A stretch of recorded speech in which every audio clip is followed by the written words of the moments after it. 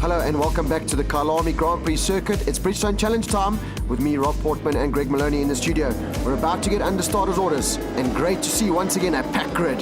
So down towards turn one, they go now for the very first time here at the Motorsport Festival at Kyalami, the penultimate round of the Extreme Festival. And it looks like it's going to be a battle here in the Bridgestone Challenge between Koen Erasmus, Reino Kruger, Ian Thomas. They were the front row.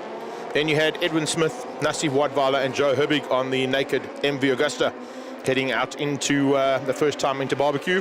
Koen Erasmus looking for a possibility of wrapping it up here. Big Joe Herbig there on the MV Augusta. Coming through the field as well, nice to see that. Carl Tavares. Henny Swanepoel is just behind them then, Evelthon. You've got Todd Puckett out there as well, Chris Kruger, Zadie Williams, Peter Buertes, Jens Venter and Loki Vermeulen. That's basically the 15 riders out on track. Great to be back racing at Kyalami. You could see the two men out front have really stretched the rest of the field now, so watch out for them. But coming now into Crocodile now for the first time, you can see everyone jostling for position. So much track to play with here at Kyalami. You can see everyone just fanning out as they come streaming through there for the first time. They'll come into the fast right-hander now, very tricky turn, and then it's the famous hairpin, the final turn here at Kyalami, then the massive long straight, nothing but flat out on these bikes. Leg out there from Joe Herbig, like that kind of style there from the naked man as he comes on the front straight for the first time, but he's going to have to tuck into something on that naked bike because he's got some very fast thousands with the fully fairings there. But one man that's got out front, I think that's Koen Erasmus that's got out front, and first time out at 2:08 from a standing start. Not a bad lap time there from these men as they hurtle now into the very tight left-hander. You got to have your wits about you going in there, and then it's flicking through this very difficult section. It's left, it's right, it's left, it's right, and it's left back onto the back straight. That's the man that really is to beat there, is Koen Erasmus out front. He really is doing the job at the moment. He was the man to beat in qualifying as well on that old school Suzuki. It's not even a new Suzuki that he's on, so it just shows you this category is all about bring whatever you've got to come race, whether you've got a new bike, an old bike, a naked bike, as Joe Herbig's just showing now, one of the ZX10s going through there as well. The second place battle starting to heat up now because Tavares has left Swanepoel behind and he's starting to close down there. Fortunately, Henny Swanepoel having a little bit of issues there, falling a bit further back than what he'd like to be. There's no doubt about it. There's your leader coming out of that's Cheetah and now heading towards Ingwe, late on the brakes, and here comes Tavares. Tavares, man on the move, fastest man probably on that last lap.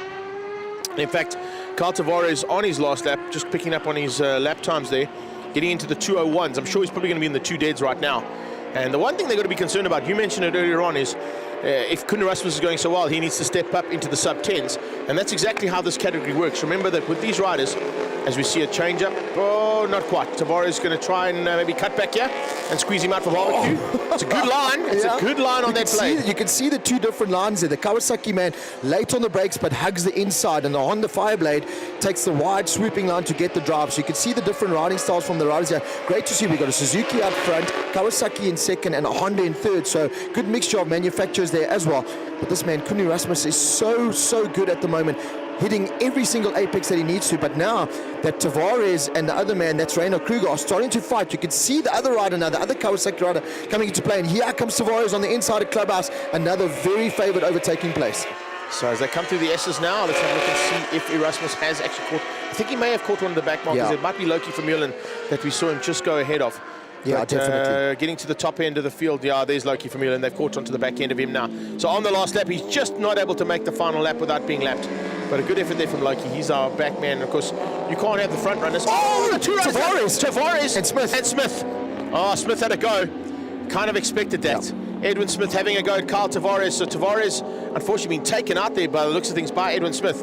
But here comes the second and third place. And yes, indeed, it is certainly a big charge coming out of Reino Kruger and coming out of Rotseeds here. Rotseeds in second, Kruger in third. Looking to try and close down there on the Suzuki. But I think Koen's rolled out. Yeah, he's definitely rolled off. He knows he's got that lead coming through the back marker there now, but into the final turn for the final time. What a ride there from the Kawasaki man, but it's all about Koen Erasmus.